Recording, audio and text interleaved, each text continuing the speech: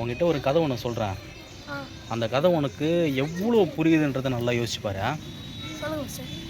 இப்போ உனக்கு ஒரு எமர்ஜென்சி ம் உனக்கு ஒரு எமர்ஜென்சியாக இருக்கும்போது நான் என்ன பண்ணுறேன், நீ நீ என்ன பண்ணுற, எனக்கு ஃபோன் பண்ணி மாஸ்டர் ஒரு இரநூறுவா இருந்தால் கொடுங்க மாஸ்டர்னு கேட்குறேன்.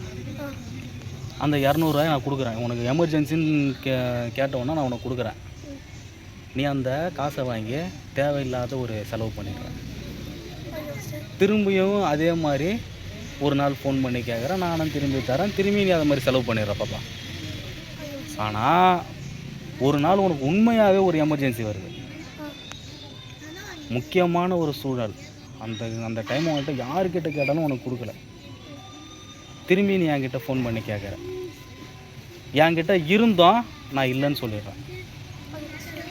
புரியுதா? ஆ இது எதனால்? ஏன்னா நான் நிறைய வாட்டி வாங்கி வேஸ்ட்டாக செலவு பண்ணதுனால.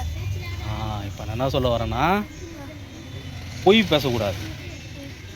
நம்ம பொய் பேசி ஒரு செயலை நம்ம செய்கிறோன்னா அந்த செயல் வந்து நம்மளுக்கு என்ன ஆகுது, நம்மளுக்கே ஆபத்தாக வந்து முடியும். ஆபத்தாக வந்து புரியுது.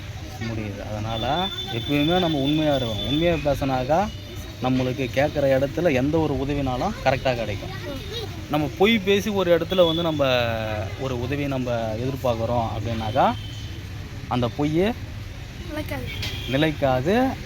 நம்ம யார்கிட்டேயும் திரும்பி தலை நிமிர்ந்து பேச முடியாது. சரியா? Okay master. புரியுதா நான் சொல்ல வந்தது? புரியுது மாஸ்டர்.